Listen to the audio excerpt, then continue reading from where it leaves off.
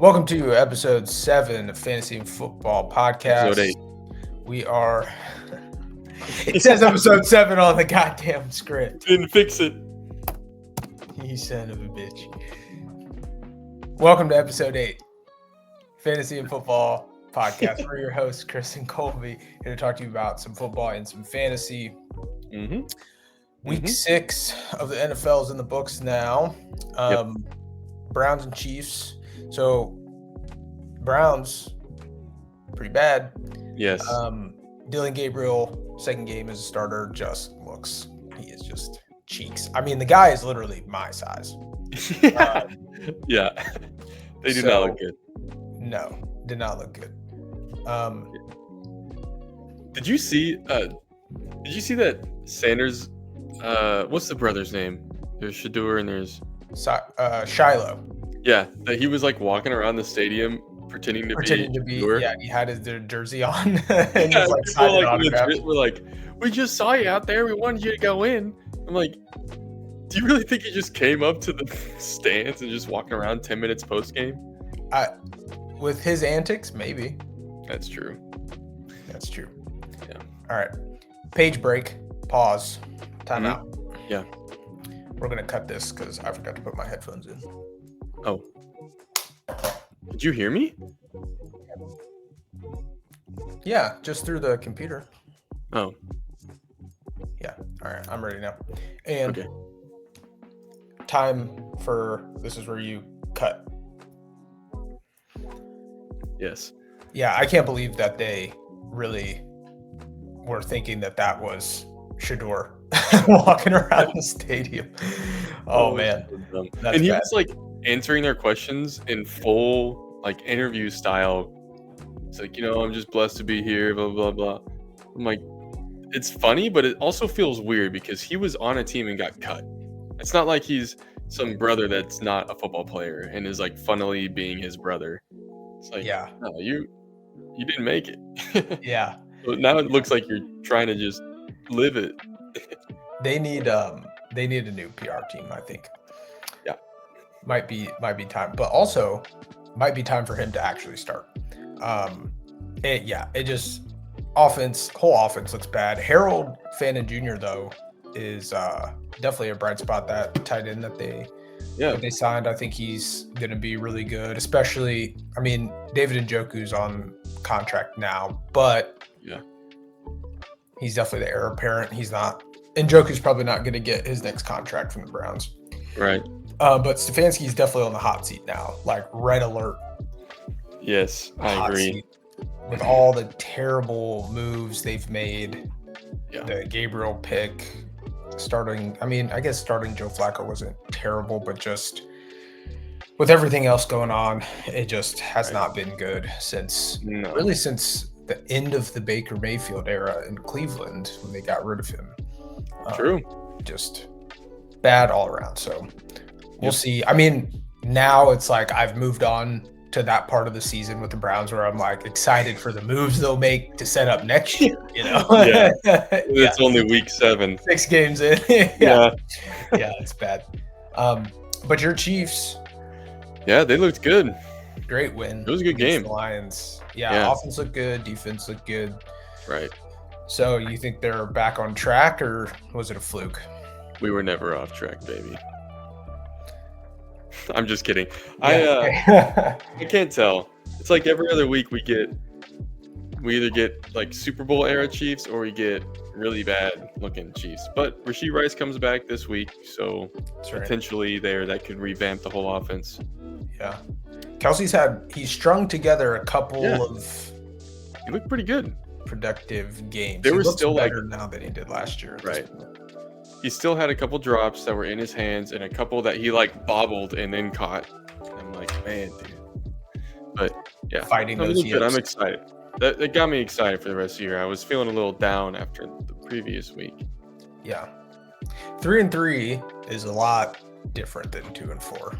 Yeah, and in a division where no team is like clearly the best. Mm-hmm. So it's all looking up for my boys. All right. You know what time it is? GM of the year. In this Yes, segment, sir. we state the players that played in our lineups that Mhm. far outperformed their projections, making our case for GM of the year. Yep. I had a few or a couple actually. So these guys, here's the thing though. These aren't like, See, yeah, you're anticipating what I'm going to tell you right yes, now. Yeah. it's not like I made some crazy moves. I Yeah. have London and Pickens in Yeah. 2 of my leagues, and they Uh-huh. did well, surprise. Yeah. Hey, I picked it. Here's why I'm GM of the year. Because I knew these guys were gonna do so well in this week that I thought Mhm. about this 8 weeks ago when I drafted them in 2 of my 3 leagues, each of them.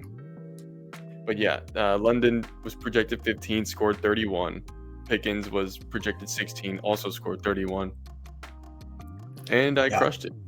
Yeah, you and 100% of all the other Yeah. fantasy managers who had 100% started in Yeah. the little thing. Yeah. No, dude.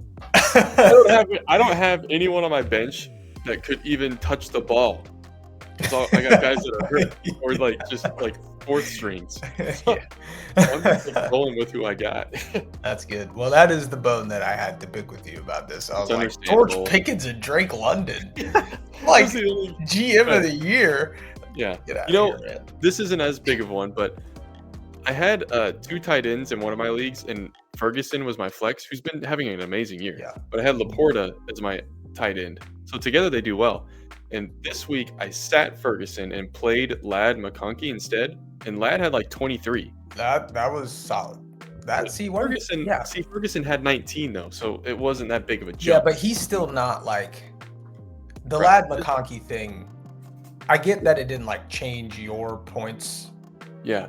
a lot, but that still was a great move. Ferguson also was one of those guys that's like everyone that owns him started him. Yeah. So, all right, mine. I had DeAndre Swift in 2 of my leagues, projected for 12 points, scored 26 and a half. Mhm. Part of that was saved by a late, like 55-yard Yeah. receiving touchdown. But That's I hope crazy. they start to use him more. I've been a big DeAndre Swift fan since he's been in the league. Excuse me, when he was on the Lions. Yeah. I thought sitting in Chicago, he kind of got a raw deal. I mean, obviously, then the Lions went and got David Montgomery and drafted Jahmyr Gibbs. So Yeah. they're not necessarily missing him, but I've always liked DeAndre Swift. So I was glad to see him have a big game in like a pivotal spot for them. Next, Kendrick Bourne. Really, these next two have caveats, but Kendrick Bourne again this week projected 11.27, scored 19.2. So he had that huge week last week because everyone on San Francisco was hurt, and so it was the same thing going into this week. So again, it was kind of like he was going to get the ball. His projection was probably just too low for really what they should have probably bumped it up. But that's what it was. And then same thing with Kimani Vidal on the bench. He was the one league I have him in. I left him on the bench. So he was projected 8.2 and ended up scoring 22.8. Had an amazing game. Now this one, same kind of caveat because Omarion Hampton and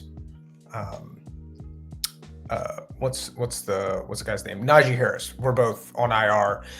It was a little up in the air on which one of the running backs, like the backups for the Chargers, was going to get a lot of the work. And that's part of the why I left him on my bench. Now, I was a big believer of his last season. I thought he was going to be a breakout last season, but just never really got on the field. And then coming into this year, they drafted Omarion, traded for Najee, and then it was the same kind of thing. But with them on IR, I mean, the next 3 more weeks or whenever they have a bye week or whatever, he should be still pretty good. But left him on my bench. So we just got some weak cases for GM this week. It's getting rough out there. It's getting rough. All right, now time for win, lose, or Bush League. This segment we state whether we won, lost, or lost and should have won. Another was Bush League. I got a good one this week. So I won in all 3 of my leagues. I have been doing well these last few weeks in fantasy. 2 of them, our league, just had a good week. Won. my work league, I've had some really good weeks in one. And then my friend league, I put up a decent number. I put up 120. Mhm. But the guy I was playing might be the worst GM of all time. And let me explain why. Okay. So every year he's a huge Bears fan. So without a doubt, he will draft at least like 4 Bears players, which didn't affect this game. But I just always think that's hilarious. We're like, dude, whatever. Yeah. But he, in a 1 quarterback league, has 3 quarterbacks on his team. Oh my gosh. They are Justin Fields, Jaden Daniels, and Daniel Jones. And guess who he Okay. started against me last week? Justin Fields. He started Justin Fields. He had 4.9. Yeah. And against like a good defense. Denver's a good defense. Yeah, they So, are. like, Daniel Jones is having a career year. Yeah. And like And then Jaden Daniels, leads like if it. he's healthy, you're pretty much Yeah. starting. I Yeah. couldn't believe it. So I beat him 120 to 69. Like the rest of his team did really, really bad. So maybe did you look Pacheco if was he one would of have his starting running backs. did you look if he would have started one of the other quarterbacks, would he still have even been close? No, Yeah. not even close. Yeah. That's why I'm like, I still would have beat him. And that's with my team with like Michael Carter as one of my starting running backs and Zach, is it Charbonnet? Is that Yeah, who- Charbonnet. Yeah. Mhm. as my starting running backs. Like, but then I had Derek London and Jamar Chase, who did well. Yeah. But yeah, 69, dude, he's not the best. No. Yeah, you had a cupcake there. Yeah.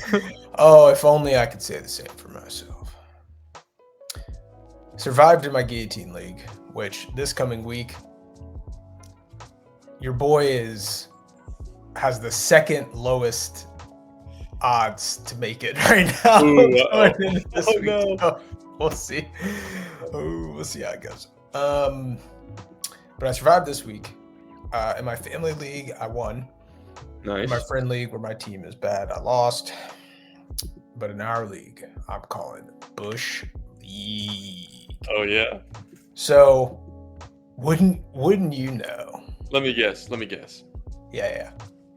Someone scored an insane amount against you who hasn't done it all year otherwise. How did you know? You're spot on. The story of your life. The story of my life. It was funny. Monday night after the games, Yeah. I just looked at Kelly and was like, fantasy is really testing my patience this year. I don't know if I'm gonna play next year. And she just like didn't have anything to say and just like slowly looked at me like, that bad, huh? Like, yeah, it's that bad. It's a lot of you're saying that.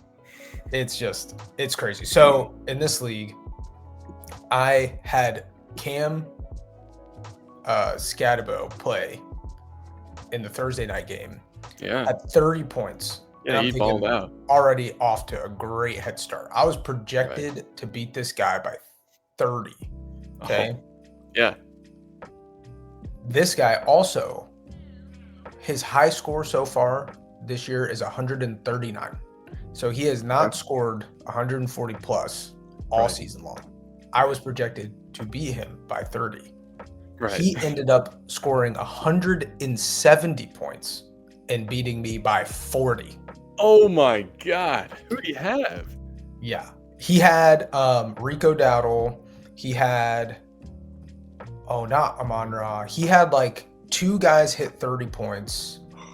He had 2 guys hit like mid-high 20s. And then everyone else, like his kicker had 16. Like everyone else was double digits at least. That sucks. Oh my gosh, man. I was not a happy camper. I can imagine so. So yeah, that just felt like Horrible. I think I have one of the high, like of everyone in like the top half right now. Yeah. Seated in that league. I think I have the most points against. I mean, That sucks. just ridiculous. So yeah, having that kind of year. So good guess. Nice job. A Bush League year. Bush League year. All right, on to injury talk. We've got a slew, so we're going to power through these. I feel like we've reached that point in the season where the soft tissue injuries, guys are just getting jacked up. Right. first one we'll talk about, Marvin Harrison Jr., concussed, left the game. His status is in question this week. I don't know if you saw that play, but he came down and smacked the back of his head off the turf. So that's kind of a classic concussion kind of thing. Not contacting another player, but contacting the ground with the back of the head. Right. DJ Moore, wide receiver for the Bears. So this was weird. I don't know if you saw this. So he played the whole game. Yeah. And then the rest of the team left. Yeah. And he went to the hospital. Right. And stayed there overnight. And then now they're just calling it like questionable with a groin injury. Yeah. I'm just crazy. Really confused about. I don't know if he overnight in a hospital unless. Yeah. Who knows? Yeah, there might have been something weird else. Maybe it's one of those things. I know occasionally you'll see guys that have like really bad dehydration, during these games. So maybe he was just having like severe cramping or something happened, and he had to go get like IVs and stuff. But even then, you think like overnight. I don't know. Kind of strange there, but something to monitor. Yes. Puka Nacua had an ankle injury. It looks like he's day to day, but trending towards not playing this week. He just kind of came down awkwardly. I think he went out and then came back. He played the rest of the game. So it's likely, that he avoided something serious. Obviously, he came back in after he injured it, but probably just having a lot of soreness. Chris Olave, that actually happened during practice this week. I think it says he was limited due to a hip injury that happened during practice, something to monitor. Alvin Kamara, same kind of thing. I didn't see if this was during the game or during practice this week, but he's questionable with an ankle injury. Garrett Wilson, questionable with a knee injury, also didn't practice today. And then another kind of weird one. So Chris Godwin, for all of you, if you remember, he had that really bad ankle like fracture dislocation last year, came back, was playing and was getting, a good amount of reps, but he got downgraded and did not play last week and this week. And I'm not really sure. I assume it's related to the ankle injury. Right. Maybe he's just not feeling 100% or something like that. But he was one I know a lot of people were probably stashing and hoping would come back and be sweet, but something going on there. Next, we have a whole bunch of guys with hamstring injuries. And I will let you guess what position every single one of these guys plays. Wide receiver. So like we've just been talking about, wide receivers, sprinting, hamstring injuries. You're getting into the season and just these are piling up. So we've got the hamstring ensemble here going for you. That joke. First, you've got Darnell Mooney, wide receiver for Atlanta. Quentin Johnston, wide receiver for the Chargers. He actually missed last week, but sounds like he will be good to go, barring a setback this week. Tutu Atwell, wide receiver for the Rams. Darius Slayton, wide receiver for the New York Giants. Emeka Egbuka, the wide receiver for Tampa Bay. He looks like it's going to be more of like a week to week, and they're thinking he might miss multiple weeks right now. And I mean like maybe 2 or 3. They haven't put him on IR. So that's something to watch. And then Calvin Ridley, wide receiver for Tennessee, is questionable. So all hamstring injuries. There are guys not on this list with more hamstring injuries. Dude, I had never noticed until you pointed out like week 1 that they really do just call it hamstring. We got Mooney's got a hamstring. I'm like, so do I. Yeah, right. So weird. Yeah, I've never noticed. They just don't want to say the extra word injury. Just too much. Too many words. I don't know. They just have a hamstring. It's an ankle. It's a whatever. It's just kind of like it's the implied word. Yeah, exactly. And then there's a special mention. So we haven't talked about individual defensive players just because that's not a part of the fantasy that we play. We don't play with IDPs, but a special mention for Fred Warner, linebacker for San Francisco, just because of it was probably the most like gruesome injury, but out for the season. He had a fractured dislocation of his right ankle, and he got rolled up on by other players. So just devastated. And we talked about this at work. So for those of you that may not know yet, still somehow go listen to the other episodes. Colby and I are physical therapists and work in outpatient orthopedic settings. So one thing that's happened with Tyreek's injury, and then I noticed it with Fred Warner's injury. So two like really gruesome injuries. And these guys, like if someone hurts their neck or their back, it's very dramatic. The spine board comes out. Oh yeah. They go into an ambulance. Ambulance drives out on the field and they take them to the hospital. Now, most of the time, those guys end up being okay. The reason for the dramatics is because the NFL took an initiative after injuries like Ryan Shazier and some of these guys that get spinal fractures and nerve issues. Like it's really, really important that you don't move them around. Yeah. And so if there's any time they suspect you could have a spine injury, regardless of if you can feel your toes or move your hands or whatever, they spine board you as just a precaution, because if there is something going on, moving around can make it worse. Yes. They don't do that with gruesome knee and ankle injuries. Right. They just air cast those suckers. They put you on the back of a cart and you bump along on out of the show everyone you as you're the worst moment of your life as you're just getting carted out. Yes. Now, one thing people notice specifically with Tyreek's injury is that he was like smiling and like joking and kind of waving, and then people were taking that to mean like, oh, he's happy he got injured so he doesn't have to play for the Dolphins or something like that, which is total nonsense. Yeah. And then he's in shock. Fred Warner, no one said anything about this, but he was also, mangled up ankle. Yeah. And he was like laughing and kind of joking around with the trainer sitting next to him. And part of it is shock. But the other thing people need to understand is that they very quickly inject these gentlemen with high-powered pain medications. That's true. Yeah. And so between those two, shock and the pain medications, these guys are on cloud nine. Yeah, you ain't feeling nothing. Not feeling nothing. No. So just my opinion doesn't matter, but just thought we should clear that up. Yeah. With why those guys feel that. It's like when Aaron Rodgers was like, my knee. Yeah. In the interview? Yeah. Where'd it hurt? My knee. My knee, and his eyes are just like bugged out. Or like I forgot all about that. Jameis Winston, we're like, where did it hurt? He's like, everywhere. It hurts my everywhere. Body. Everywhere in my body. Everywhere. Yeah. Oh man. All right, that was it for injury talk.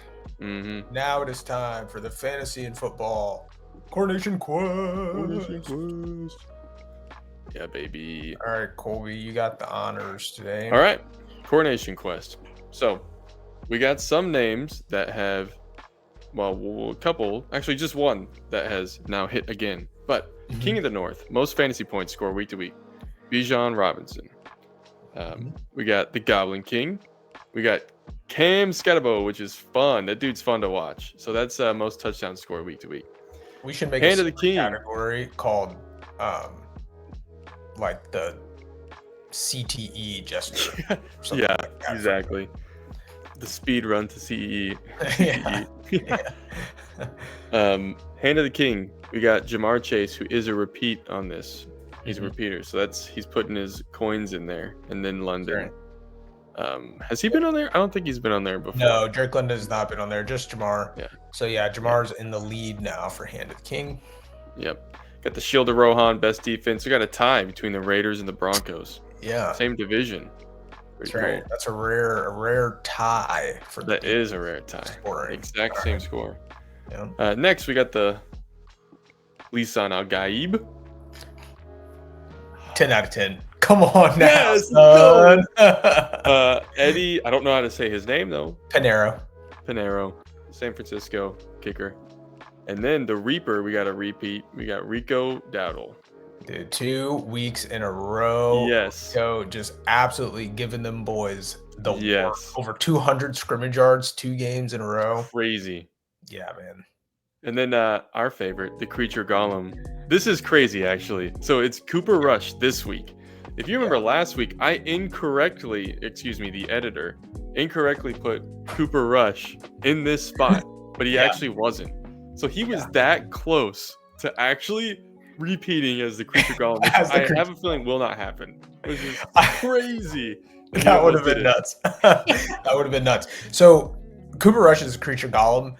This also feels especially bad this time though, because so all the other ones so far have been guys that literally had like one play.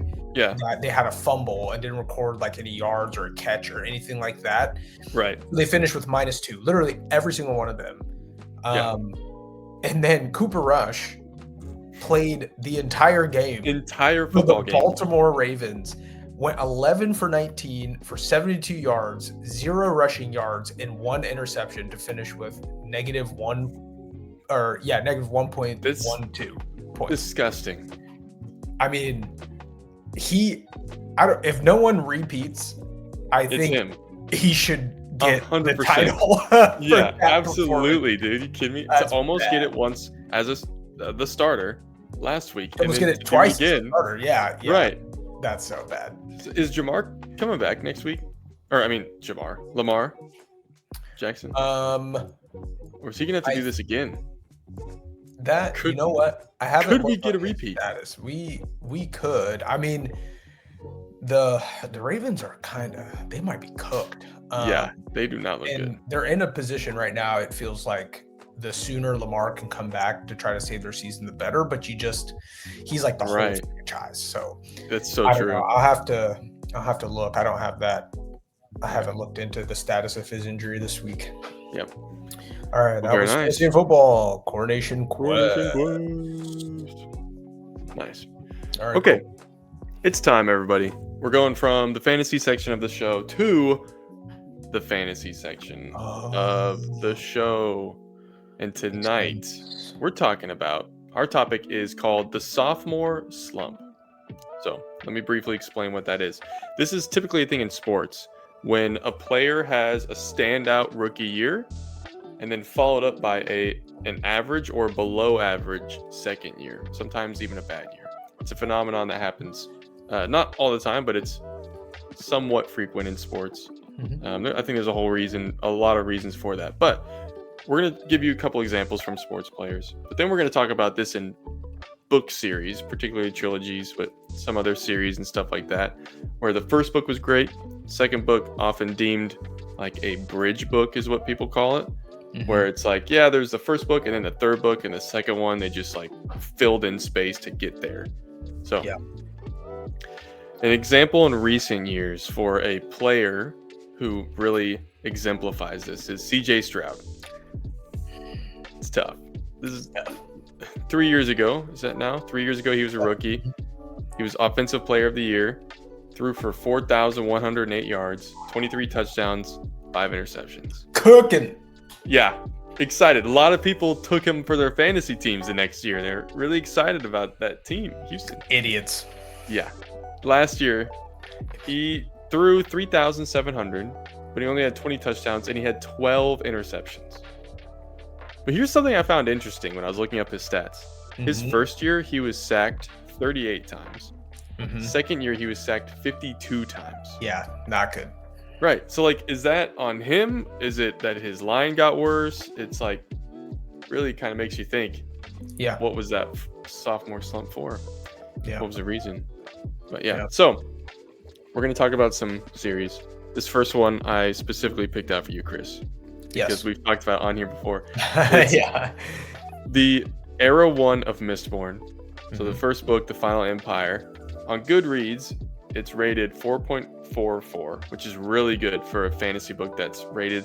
I mean, it gets thousands and thousands of reviews.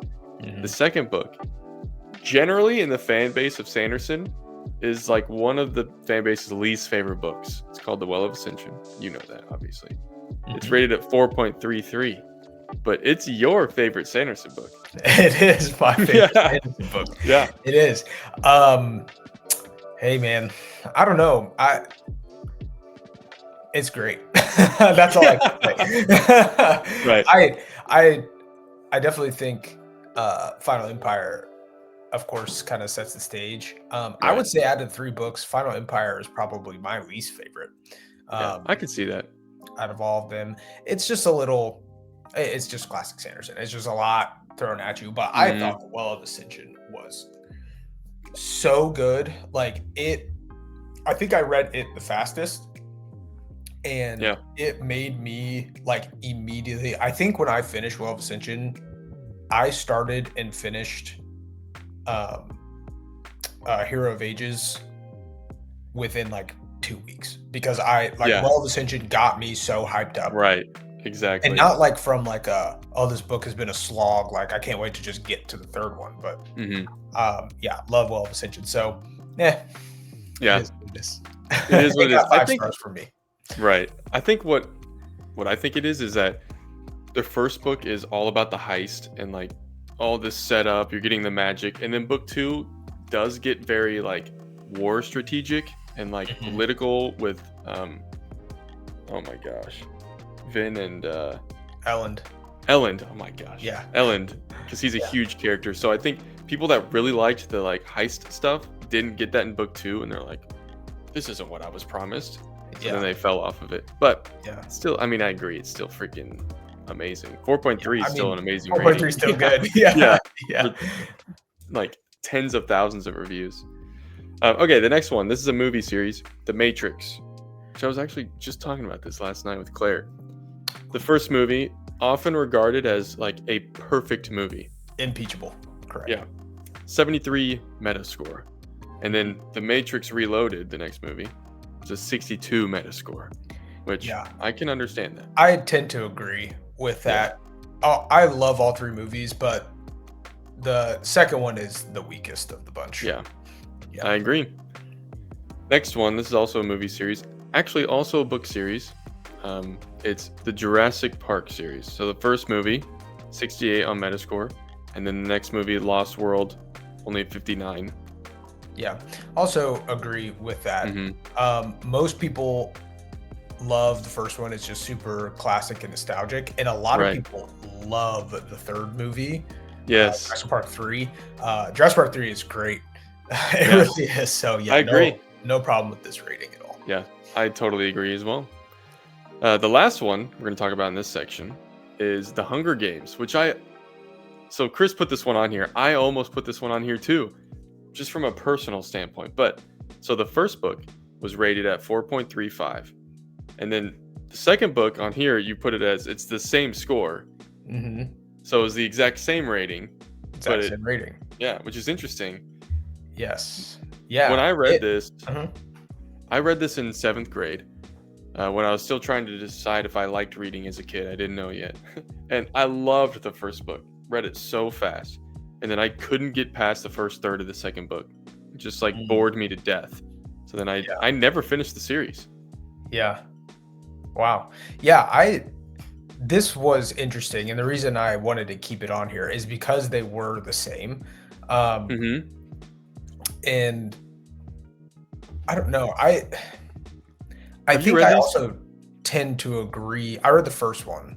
Yeah. I've seen the first 2 movies also, but Kelly's read these. A lot of people have, and like comes up in conversation. I think a lot of people do feel that way. I feel like they're pretty even keel across. Right. Because it's like, I think the structure of each book is so similar. I think, and I said bored me to death. That was a strong opinion. It couldn't keep the attention of a 7th grader, which is probably not necessarily. It is YA, but technically. But I was also a hyper kid. But I loved the first book because it was so much action and all these high stakes. And then book 2 starts like right after she, spoiler, survives. And the first third of it is just her in the political maneuvering that's going on around her that she can't control. And I was just like, I don't understand this. What is this? Yeah. Yeah. I think I felt like the beginning of the first book to me felt slow. But again, like, I was also young when we read the first and book. I think there's a difference. Sorry, I dropped my pencil.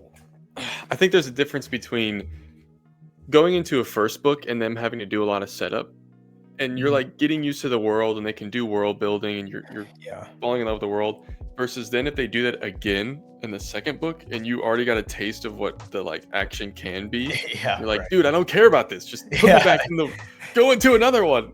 Do another Hunger Games. Do another one. Yeah. Yeah. The volunteers tribute. Yeah. That makes sense. Okay. Now we're going to talk about examples where the sophomore slump didn't happen, and in fact they far outperformed their second year, even compared to their stellar first year. So for an example, as a player, Justin Herbert is a prime example of this. Little backstory on this. Baker Mayfield broke the record for rookie touchdowns thrown in a year, and everyone was like, that was when he was on the Browns, and everyone was all pumped about that. And then Justin Herbert comes into the league, and his rookie year, he throws 4,300 yards and 31 touchdowns, sets that new record. And then his next year, year 2, he threw 5,000 yards and 38 touchdowns. And the Chargers still suck. Going from a Chiefs fan. Yeah, I know. Yeah. Honestly, like, I think Patrick Mahomes is a great player. I don't like feel strongly one way or the other about Mahomes. I think he's very good. I think the Chiefs are built in a way that very few quarterbacks would do well with that team. So mad respect to him. Again, I don't feel personally strongly one way or the other, but it is absolutely nuts to think about, like, talk about these stats, like 4,000 yards, 23 touchdowns for CJ, and then 5,000 yards, 38 touchdowns for Herbert, and think that Mahomes had a 5,050-yard touchdown season. I know. It's crazy. It's just insane. It is insane. Oh, man. Also, to have Herbert putting up these numbers and just, like, never have a team around him, it's crazy. Yeah. Agreed. So, back to the fantasy. We're going to go through some books and series that the second book actually outperformed the first, when the first book was already good. So it's not like we're talking about a series where the first book wasn't great and then the second book elevated it. We're talking they're both good. The first one, my personal favorite, and I'm so excited for you, Chris, for this, is The Stormlight Archive by Brandon Sanderson. The Way of Kings fundamentally changes a lot of people. Just like, it's so good. Yes. It's a 4.65, which is a crazy rating for how many reviews it has. Yes. As I told you, it's like literally all the characters in the entire book start the book and end the book in the same place they were, and it's unbelievable. Yeah, exactly. No other book does that. Yeah. Shatterplane. Yeah.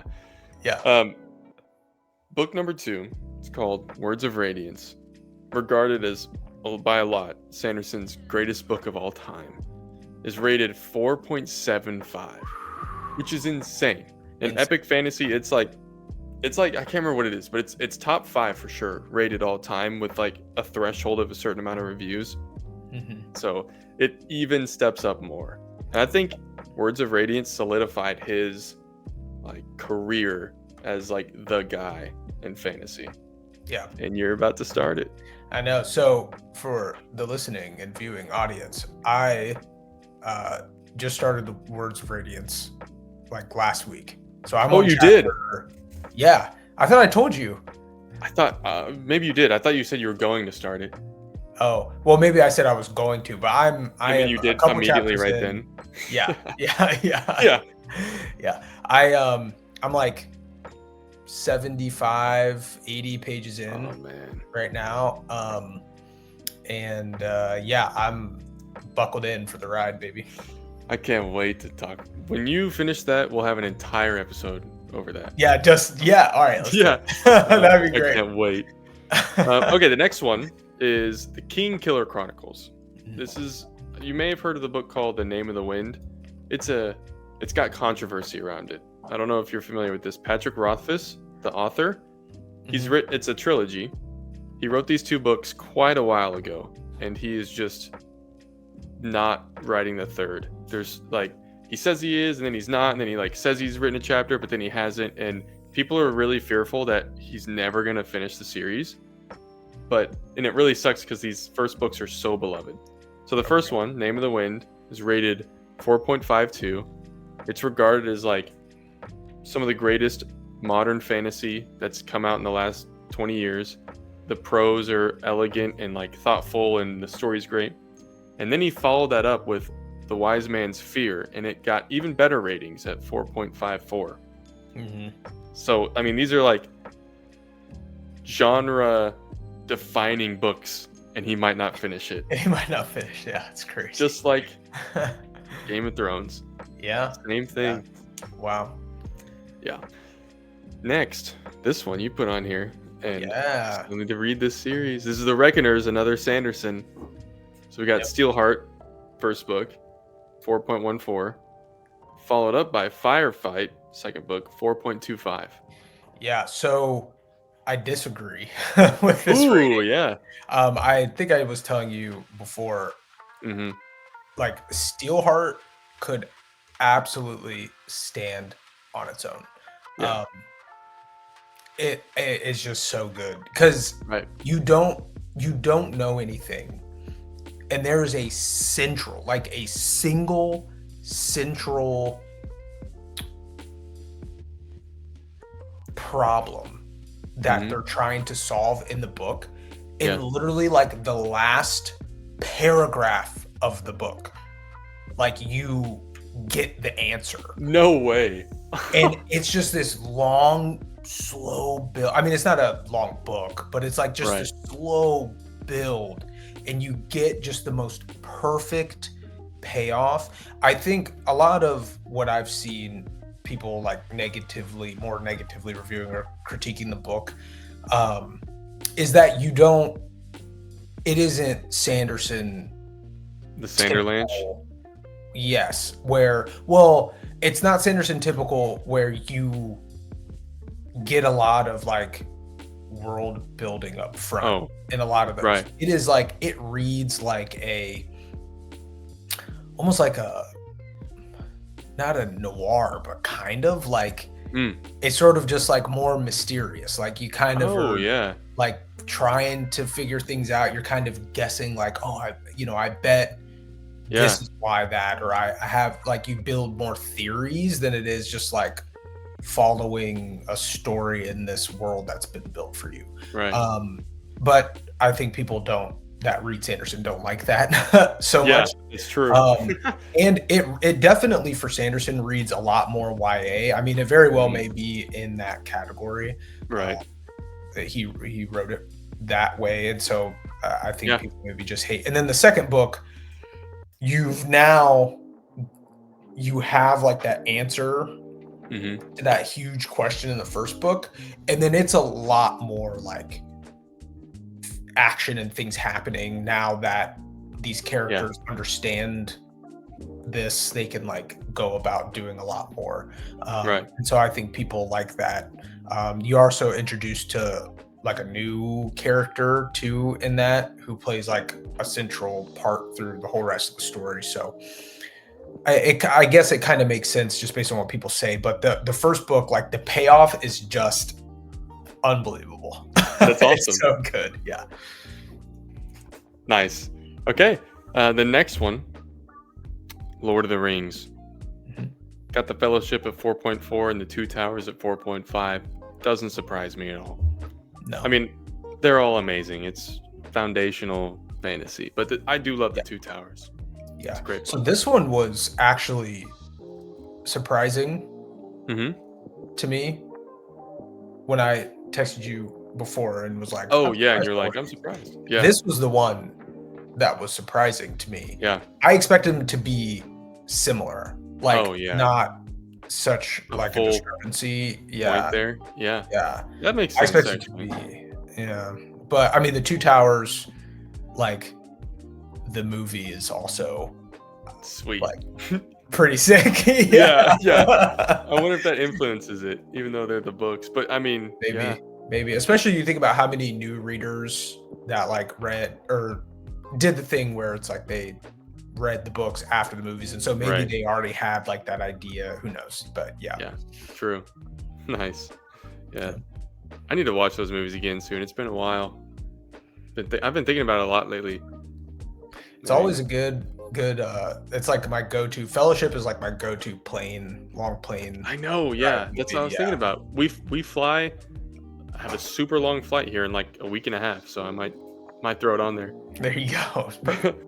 Okay, the next one, Foundation. So the first book, Foundation, 4.17, Mhm. and then Foundation and Empire is book 2, 4.22.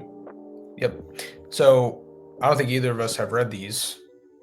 Foundation. Now we've watched the show. Yeah. I'm more caught up on the newest season than Colby is. Yep. I would love to read these books. They're on my TBR. Yeah. But yeah, just another example. Nothing really to say about Right. it. Anything on Goodreads that's above a 4 is like really highly rated. Mhm. But I know that this is like some of the foundational science fiction out there. Mhm. So I'm surprised it's only 4.1. I would have expected higher. Yeah, But it is, I mean, it's old. It's written a long time ago. So they're older, and I wonder if because I had looked at the series that Silo is based on, Yeah.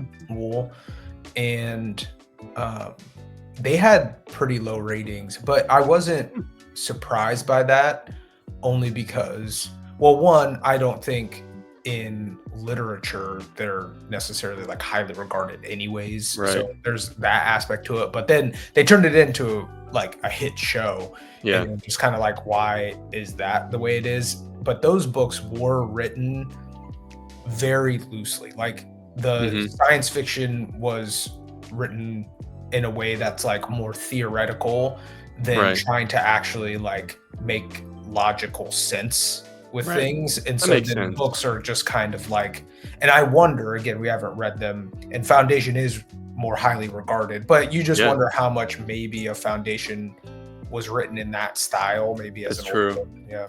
That's true. Okay, the last one on here that we listed, Akatar, A Court of Thorns and Roses. So we Mhm. talked about this last week. We have not read them. But the Uh-huh. first book, Thorns and Roses, 4.16. The second, whoa, that's a huge jump. Huge jump. Yeah. I know. That's why I put it on here. Yeah. 4.64? Dang. Yeah. I did not dude, know that. a whole like Wow. almost a whole half Yeah. star rating. Yeah. So That was live, this folks. was I hadn't seen that number until insane. right now. That's crazy. Yeah. So this is insane. So Kelly's read them, obviously, and I had the same reaction. Like I'm literally looking it up, and I'm like, oh my god, like that's incredible. And she's just Yeah. like, literally, she just goes, yeah, the first book sucks. Really? Is what she says. Yeah. No way. Yeah. That's funny. Yeah. Dang, man. I'm surprised. So wow. I feel like that doesn't happen that often. Well, I guess 4.16 is still a good rating. Yeah. But like, I wonder when did that series take off? Because it took off. Was it It like did. when the second book came out and people were like, this book's a banger? I mean, must Or- have. Yeah. People were Yeah. kind of like, well, let's give it, people that Banger. read the first one are like, oh, let's give the second one a shot and see. Right. And they're like, And then it was "Dude, amazing. there's Yeah. 40 sex scenes. Yeah. I have no idea. Yeah. Yeah. I really surprising. Really That is surprising, surprising. Dang. but good for that author. Right. Yeah.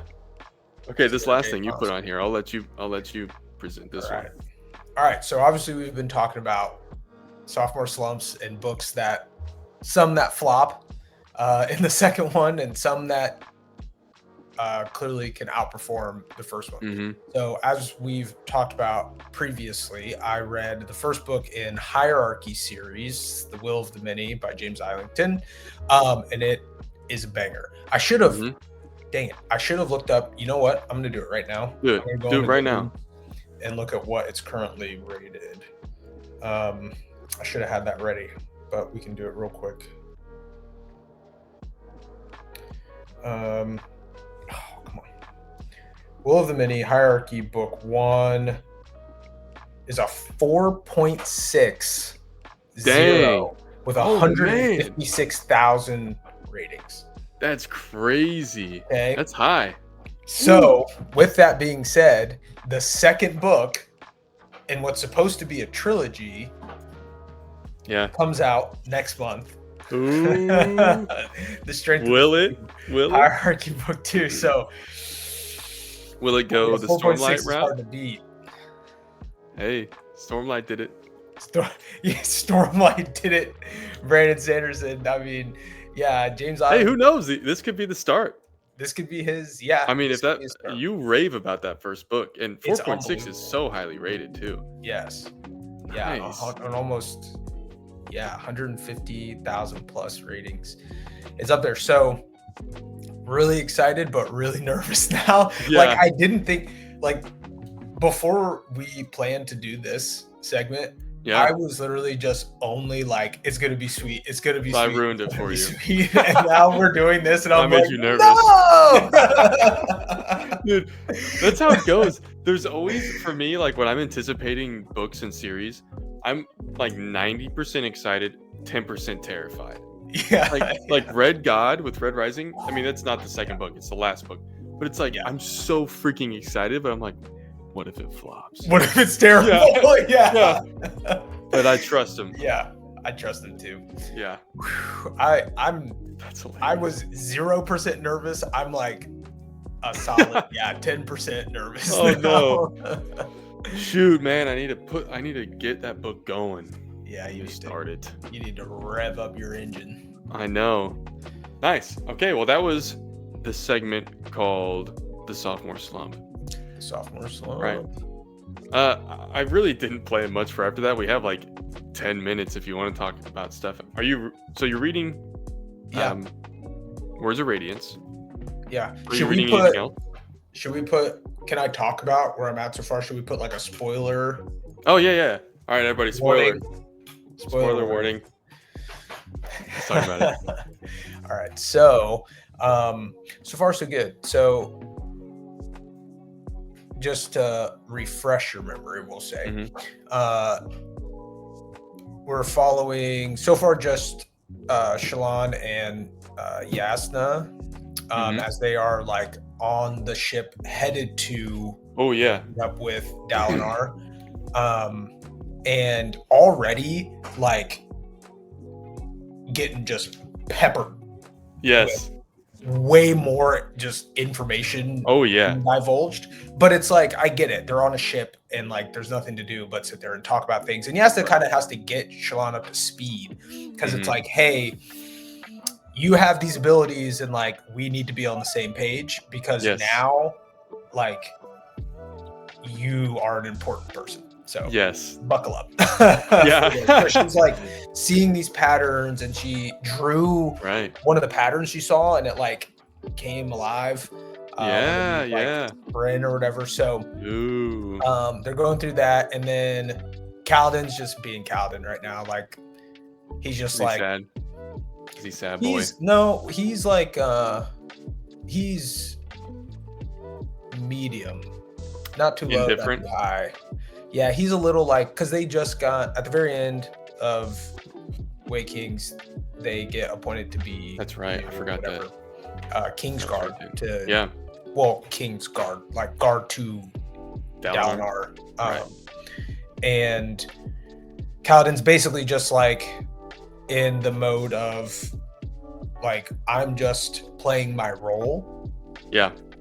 I'm not buying into some greater calling. Like, I'm just doing what I think is right, and it's paying off, and I'm just going to keep being like a good soldier. So he's just like planning on how they're going to like train people and all that. But he did, like what I just read was basically he was like,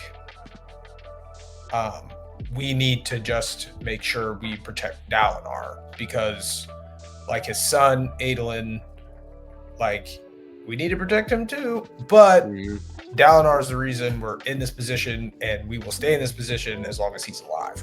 Yes.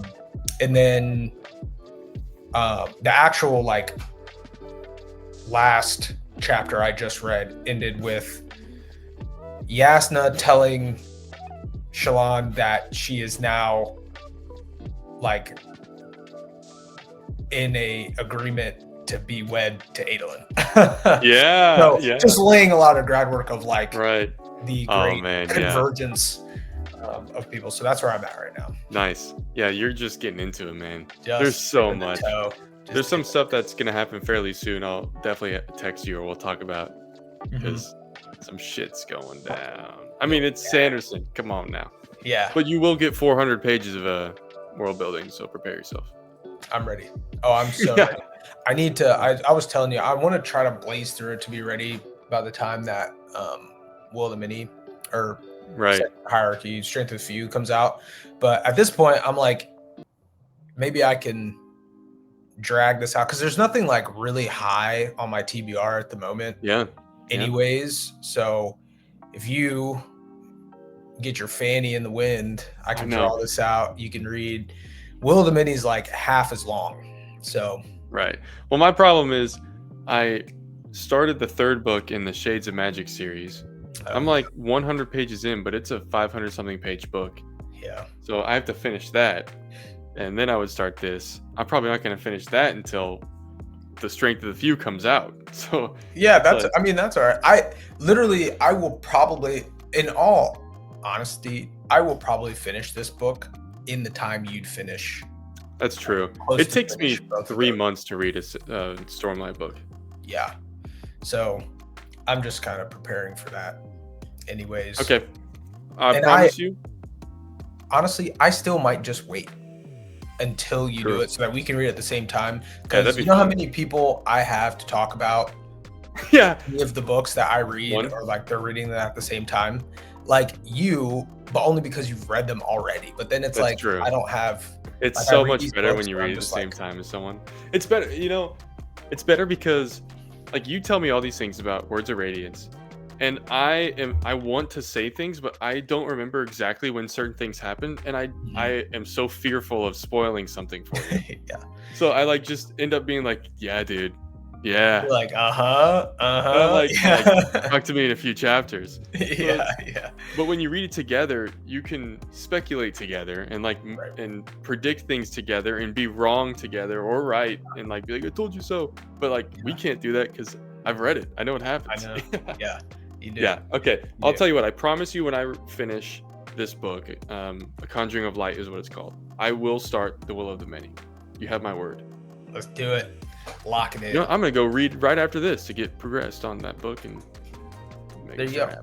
I'm gonna go read one. Like this is how I read Stormlight Archive.